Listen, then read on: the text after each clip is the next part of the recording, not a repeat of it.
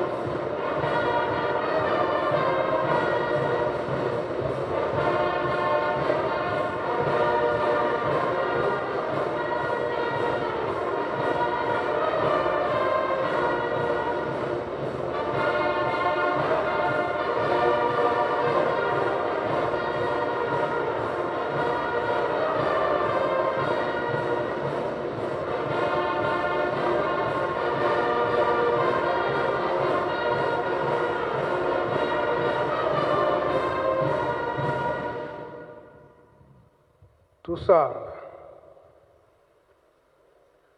Ensambuza ngemfumu wetu Yesu Kristo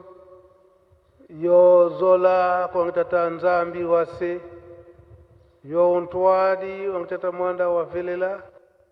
bika wakwamba sikilanga mnaitotoka ya kwa yelemvu se ye mwane tata mwanda wa velela. Amen.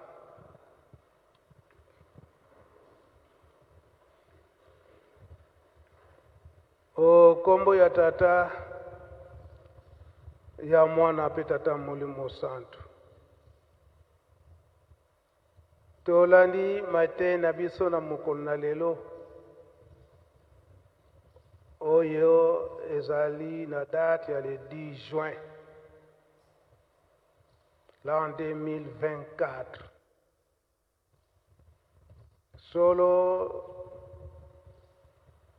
emonani lokola likambo moko ya sika na lingomba tata mosantu na banzoto ya bapapa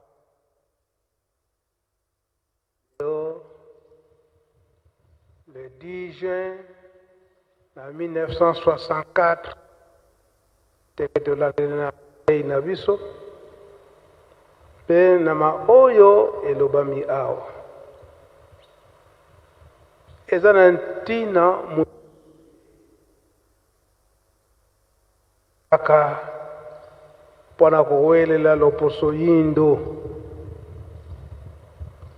mpona kowelela loposo yindo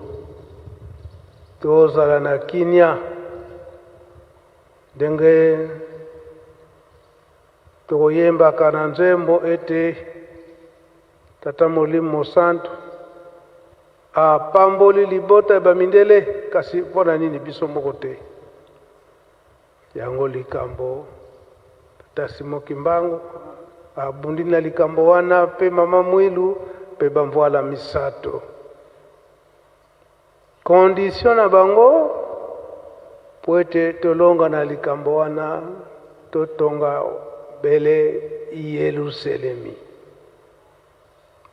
soki totongi Yerusalemi pasi na biso nyonso wana nde ekosila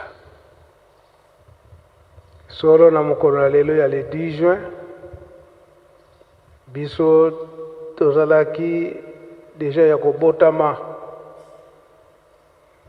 toyebi makambo ngo ndenge nini elekaka ndenge toluzongeli yango ete pasi ya mutu mwindu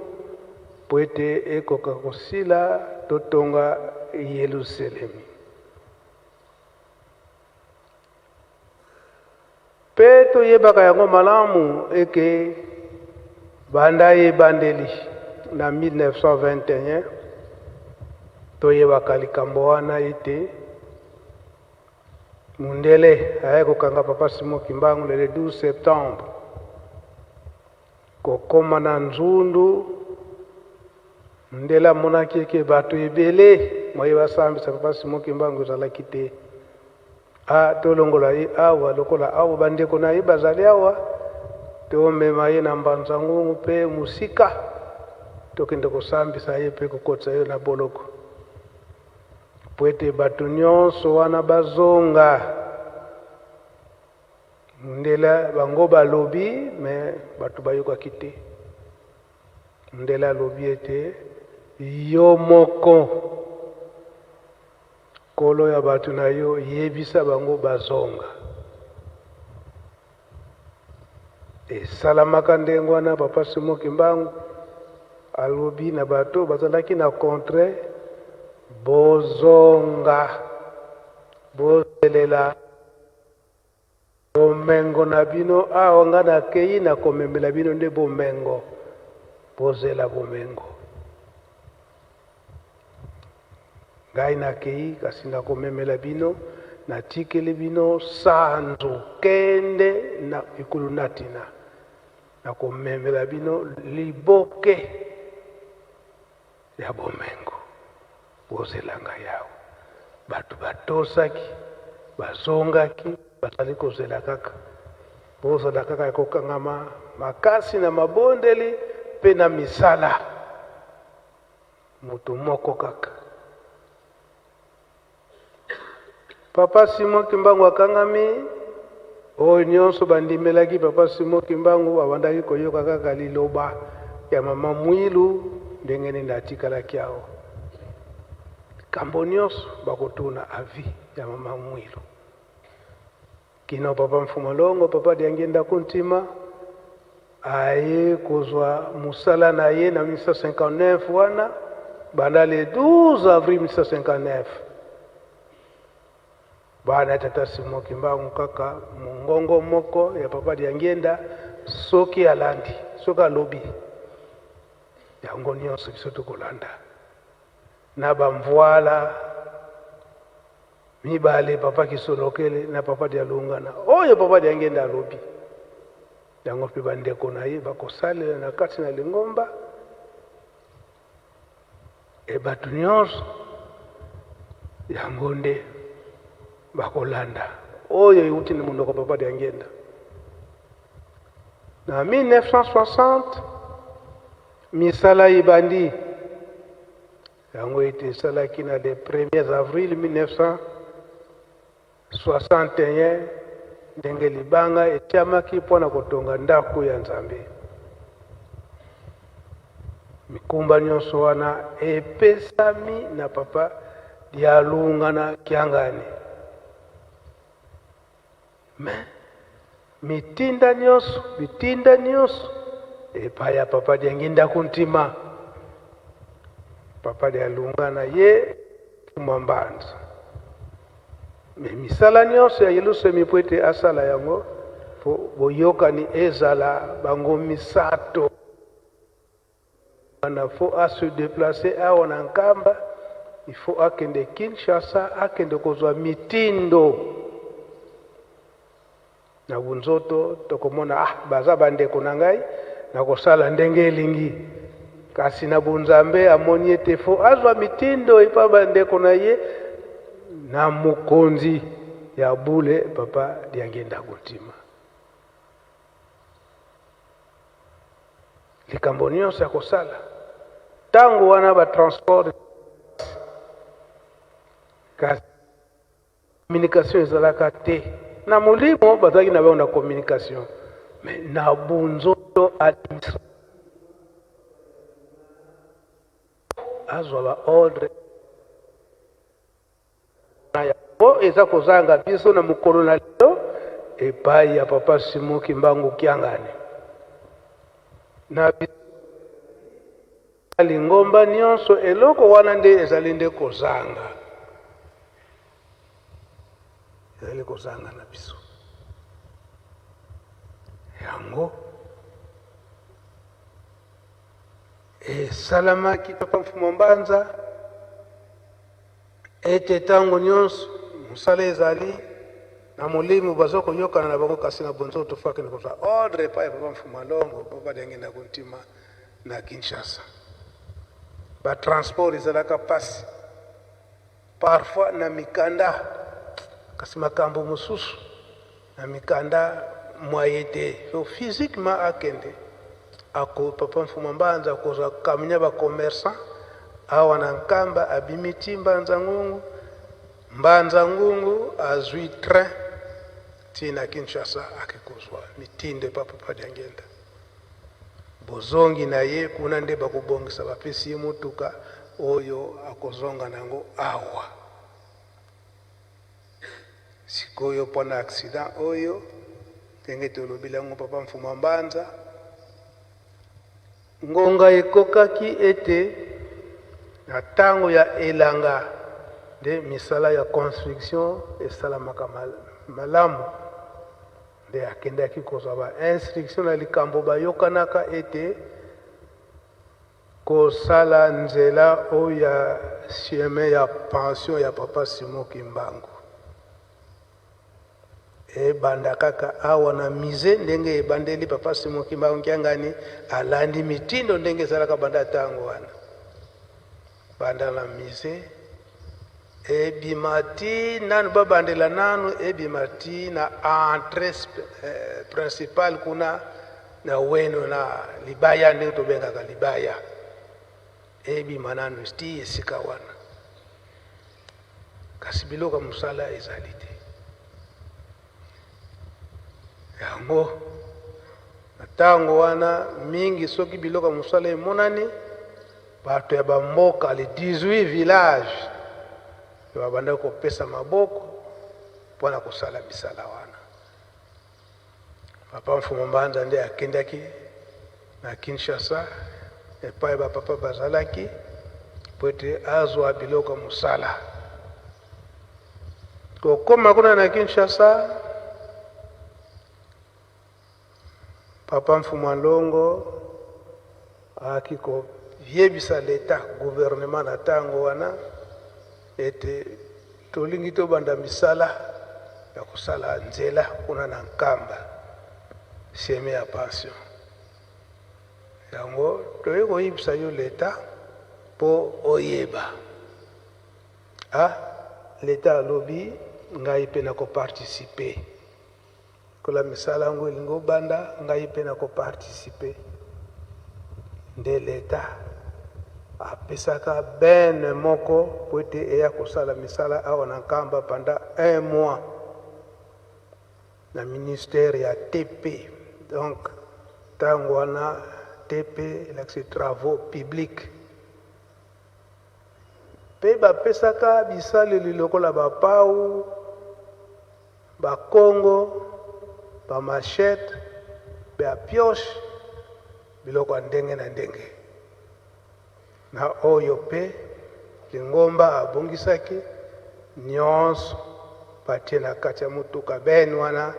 oyo leta apesaka. Na mukolo wana na le 10 juin nde Papa Mfumu Mbanza na 1964 alongwaka Kinshasa po ete misala wana ebanda. Kaka na kati ya mutuka na bene wana nde Papa Mfumu Mbanza amataka na mukati ya mutuka wana ye liboso na ba protocole ba surveillant bango nyonso na nsima ya carrosserie ya bene wana. Tutalaka mingi protocole azalaka Papa Mankala auti kokufa kala mingi te awa na Kamfuma protocole na ba surveillant esika nyonso bapapa bakokendeke mokonzi ya ba surveillant kozangaka te na ntango wana ezalaki nde Papa Masunda na compte ya ba surveillant oyo tolobelaki na mokolo wana ke azalaki bokilo ya Papa Général Vicky oyo ya Caisse Claire. Nde bakomaka wana nde accident esalamaka. Accident esalamaka wana ezalaka penza mortel kasi mutu akufaka te. Ndenge batalaka mutuka wana esengelaki batu bakufa ata mutu moko akufaki te. Ye moko Papa Mfumu Mbanza ndenge azokaka tomonaka foto wana ya liboso ya Papa Mfumu Mbanza asala accident. Yango foto yango tobombaka yango ntango nyonso nde toyaki koagrandir yango moke tina lelo tosutuki eke mokolo yango eyebanaka te me eye koyebana. Foto yango oyo Papa Mfumu Mbanza accident asalaka na montagne ya Mankima na le 10 juin 1964. Botongi Yerusalemi pe kotosa maye oyo mokonzi nde alobi. Ngomba Tata Simon Kimbangu ezalaka kaka na mokonzi nde moko kosala likambo nyonso fo mokonzi ayeba apesa autorisation. Papa diangenda chef spirituel Papa dialungana na tango wana bazalaki nanu ba conseiller nanu bakomaki ba adjoint adosi likambo wana ya ngonde eza kozanga biso na mokolo ya lelo. Mokonzi akoyeba biso likambo boye yo okoke kotinda mutu mosusu, elakisi ete mokonzi akoki te mpona kotinda yo, oke kotinda susu mutu mosusu. Tina ya aksida ya lelo oyo ndenge papa Diangenda alandi likambo yango ye moko bake kozwa papa Mfuma Mbanza bazongisi ye na Monkoto, nde na Monkoto nde oyo foto akendaki kokangama na département médical Kimbangistu. Tango wana batata Todi, batata Nzwayaya bango nde batu baswaniaki papa Mfuma Mbanza, papa Dialunga na Kiangani. Afandaki mwa mikolo na Monkoto, sima esengelaki ete fo azonga na Yelusalemi mpona kolandela mpe kaka misala oyo ya botongi Yelusalemi. Na bozongi na bango papa Mfuma Longo atikaki papa Mfuma Mbanza ye moko te na papa Kulutu. Ba musicien nde toyaka pendant 1 mois kofanda kobanda misala wana ya kosala nzela. Donc devoir ezalaka na biso ntango na biso ba musicien kotimola terrasse banda awa liboso ya musée ti kobima na premier poste ti kokoma na triangle. Bino ba musicien oyo tango wana oyo bozali awa bozali koyeba bino batu bosalaki nzela wana terrasse ti kino lelo oyo kaka na ba modification na banza eke ba trace mosusu euti kosila. Me ba beton oyo botiaka na tango wana mosusu ti kino lelo oyo ezali. Ndenge forme bobandaki kosalela terrasse wana esengelaki nde nzela ya kati ya Yelusalemi esalama ndenge wana. Na tango wana terrasse bozwa kosala soki botimoli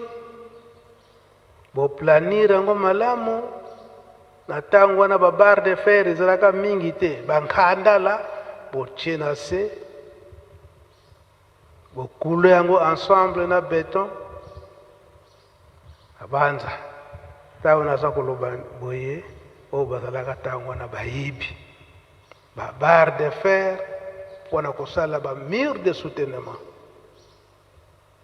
Position yango wana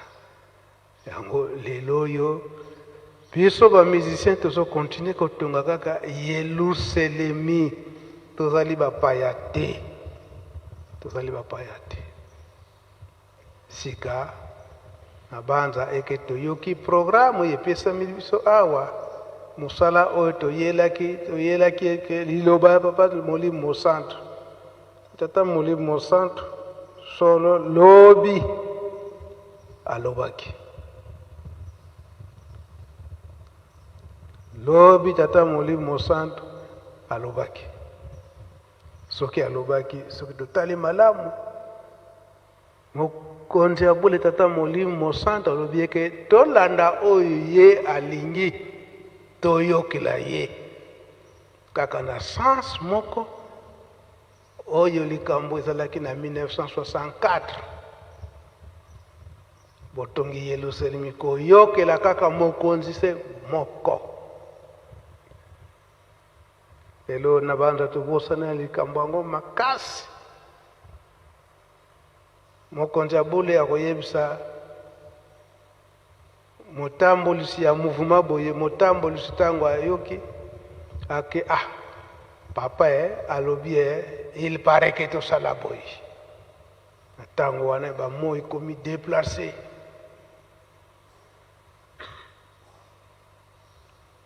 Donc bokomiko totokomiko dénigré liloba ya papa ezala biso batambulisi bapaster nyonso wana tozali batambulisi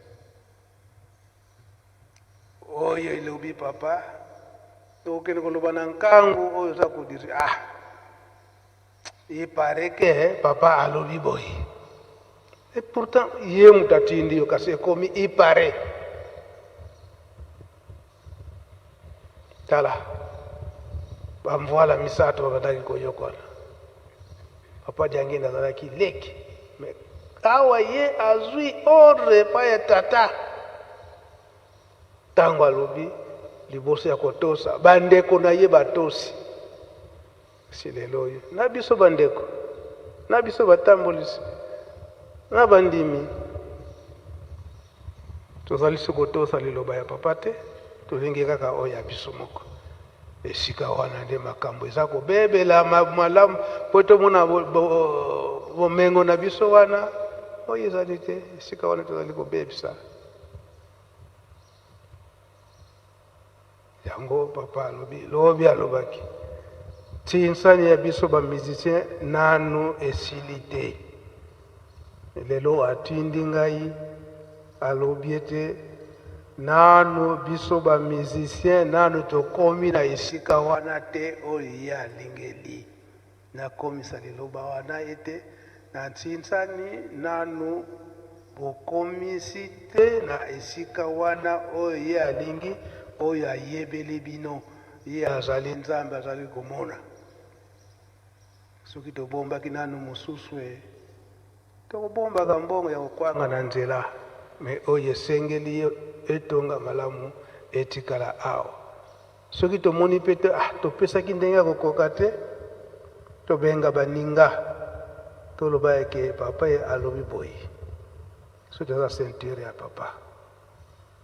toza ceinture ya papa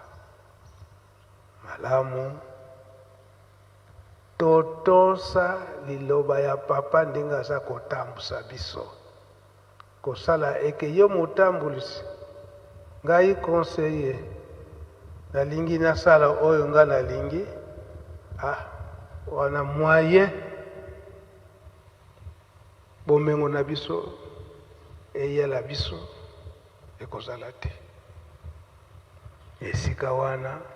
papa aza kotuna biso tolingi ndayiso bieki mona meso tokomi na dutu tolobi malamu oyo elingi ye esalama soki tokendaki mona meso wana toza kokende mingi na bonzoto oyo elingi ye tika esalema lelo oyo date oyo ye kokoma boye mpona nini topesaki devoir totata mokonzi Bule apesaki devoir na le 22 mars oyo euti koleka na bandeko na biso ya ICT donc union des techniciens kimbangistes na transport basala recherche ya date oyo po foto eyebani tomonaka foto yango kasi mingi toyebisi explication nango te malamu esika wana eyebana malamu date wana eyebana malamu po ete elobama na lingomba mobimba pe ekoma date oyo kozala reconnu officiellement na lingomba na le 22 mars l'an 2024 de bandeko na biso ya transport na batechnicien bapesamaki devoir wana ndenge basali recherche nde baye kopesa réponse epai tata mokonzi ya Bule ezalaki lobi wana ndako ya Nzambe esi ebimi bapesi rapport na bango yango papa alobi ete lokola devoir napesaki bino bokoki yango donc à partir ya lobi le 10 juin fête oyo fo ezala reconnu officiellement na kati na lingomba ndenge bafete nyonso ekozalaka ya lingomba yango tomoni lelo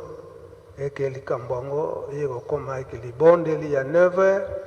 na ndenge tokomi na ngonga oyo yango mwa historique ya mokolo ya lelo yango wana tobimisi tosilisi boye kombo tata mwana mpe tata molimo santu amen. Bika twakubike no moko twatonda